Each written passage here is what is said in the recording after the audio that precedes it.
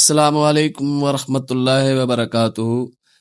جی تو دوستو، آج ہم ایسے حکمران کے مقبرے پر آئے ہیں جس کی سلطنت کا سورج اسی کے بیٹے کی غداری کی وجہ سے ڈوبا۔ میں ہوں ذوالفقار علی کھوکھر، آپ کی خدمت میں ایک دلیلوں کے ساتھ حاضر ہوں۔ میرا دوستو، یہ جیسا کہ سلسلہ ایک ٹھٹے کا چل رہا ہے، تو میں آپ کافی جگہوں کی سیر کروانا چاہتا ہوں۔ اس میں اولیاء کاملین بھی ہیں، اس میں بادشاہ بھی ہے۔ تو ابھی جس جگہ پہ میں موجود ہوں وہ ایک بادشاہ کا مقبرہ ہے۔ دوستو، آج ہم موجود ہیں جام نظام الدین نندو کے مقبرے پر، وہ باوقار سندھ کا حکمران جس کے دور حکومت میں سندھ نے خوب ترقی کی۔ میں آپ کو ان کی مختصر سی تاریخ بتا دوں۔ جام نظام الدین دوم المعروف جام نندو، آپ کے والد کا نام جام صدر الدین تھا۔ آپ کا تعلق سندھ کے مشہور قبیلے سما سے تھا۔ آپ کا دور حکومت 1461 عیسوی سے 1509 عیسوی تک تقریباً 50 سال رہا۔ یہ سما خاندان کا سب سے طویل اور کامیاب دور تھا۔ جس وقت آپ سندھ کے حکمران تھے اس وقت ان کی سلطنت کا دارالحکومت ٹھٹا کے قریب سموئی تھا۔ تاریخ ہمیں بتاتی ہے جام نندو کا دور سندھ کی تاریخ کا امن، خوشحالی اور عروج کا سنہری دور مانا جاتا ہے۔ آپ نہایت پرہیزگار، پابند شریعت، عادل اور علم دوست حکمران تھے۔ اپنا وقت کتب خانوں میں گزارتے تھے، ملک میں امن و امان قائم کیا، بکھر میں ڈاکوؤں کو سزا دی اور وفادار ناظم مقرر کیے۔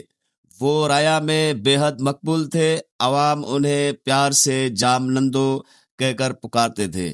زرعی ترقی کے لیے نئی نہریں کھدوائی جس سے پیداوار میں بہت اضافہ ہوا اور ملک میں خوشحالی آئی۔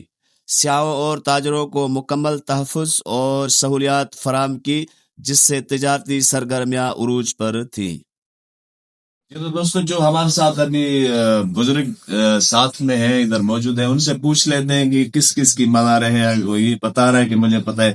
صحیح ہے کہ نہیں مزار؟ یہ بتا رہا ہے کہ نظام الدین کی مزار ہے، اور وہ یہ اس کی گھر والی تھی، اور یہ اسی خاندان سے تقریباً یہ مزارات ہے۔ صحیح اپنا نام بھی بتا رہے ہیں، خمیسو خان۔ تو یہ جام نظام الدین کی یہ مزار ہے، اور اندر سے یا باہر سے دیکھیں تو اتنی خوبصورتی نظر آ رہی ہے ان مقبروں میں کہ ماشاءاللہ اس ٹائم میں کیسے خوبصورت نقش کاری کی جاتی تھی۔ ان کے دور کی تعمیرات کو سما آرکیٹیکٹ کہا جاتا ہے، جو اسلامی، گجراتی اور ہندی فن تعمیر کا امتزاج ہے۔ آپ کو سنگ زرد سے تعمیرات کا بہت شوق تھا۔ ان کا شاندار مقبرہ مکلی قبرستان ٹھٹا میں واقع ہے۔ انہوں نے خود اپنی زندگی میں اپنے مقبرے کی تعمیر شروع کروا دی تھی۔ اس کی سنگ تراشی، نقاشی اور جالیاں بے مثال ہیں۔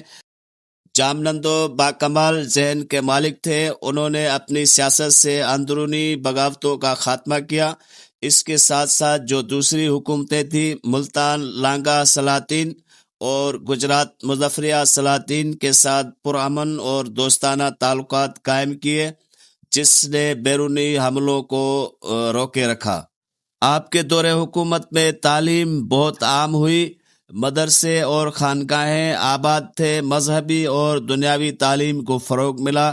جی تو دوستو، یہ جو بورڈ لگا ہوا ہے اس پہ لکھا ہوا ہے کہ یہ سلطان جام نظام الدین کا یہ مقبرہ ہے۔ تو جام نظام الدین کے جو والد تھے ان کا جو دور حکومت رہا ہے وہ 7 سال رہا ہے۔ 1454 سے لے کر 1461 تک ان کا دور حکومت رہا ہے۔ جام نظام الدین کی جو دور حکومت ہے 1461 سے لے کر 1508 تک ان کا دور حکومت رہا ہے۔ اور یہ آپ کو یعنی سندھی میں لکھا ہوا ہے، لیکن میں اس کا آپ کو مفہوم بتا دیتا ہوں کہ یعنی 48 سال آپ نے سندھ پر حکومت کی ہے۔ آپ کے پاس بہت طاقتور فوج تھی۔ बाहर की कुव्वतें हमला करने से पहले 100 बार सोचा करती थी, क्योंकि जामनंदों की फौज वफादार फौज थी। इस फौज की क़यादत उनके मुंह बोले बेटे और वफादार वजीर और सिपा सालार दुल्ला दरिया खान के पास थी।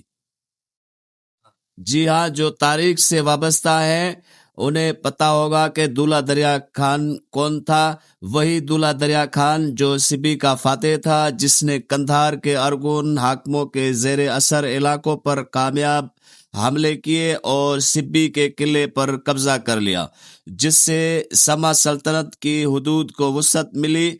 उन्होंने शाह बेग अरगुन की इब्तदाई जारहाना कार्रवाइयों को कामयाबी से रोका और उन्हें सिंध से दूर रखने में अहम किरदार अदा किया, जिसने जामनंदों के तवील पुरअमन दौर को यकीनी बनाया।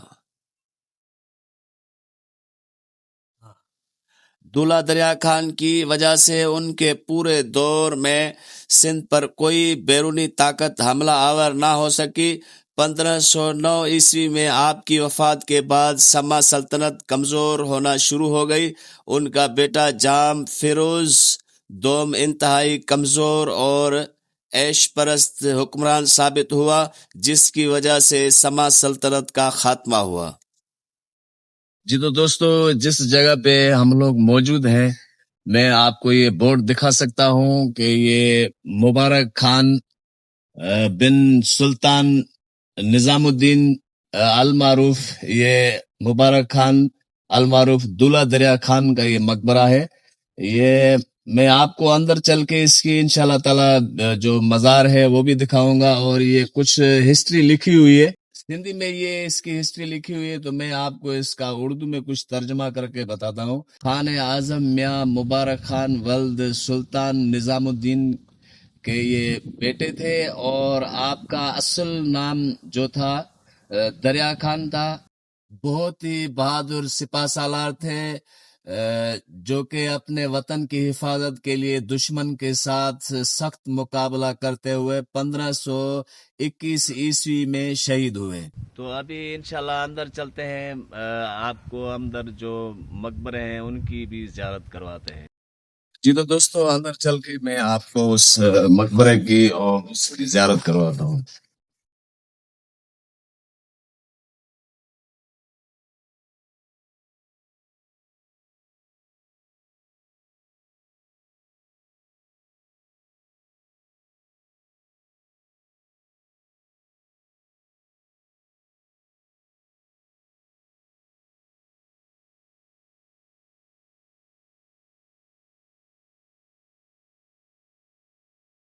तो दोस्तों, मैंने आपको बाहर जो हिस्ट्री बताई, तो उसकी मज़ार पे मैं खड़ा हुआ हूँ। ये जिस की मज़ार है उसका ये लिखा हुआ है खानुल आज़म शहीद मुबारक खान बिन सुल्तान निजामुद्दीन, ये उसकी मज़ार है। तो मेरे हिसाब से ये वाहिद मज़ार है इस कब्रिस्तान में। हो सकता है किसी जो हमारी नज़र से ना गुजरी हो, लेकिन ये मेरे हिसाब से एक वाहिद मज़ार है जिसके ऊपर नाम नजर आ रहा है, लिखा हुआ है।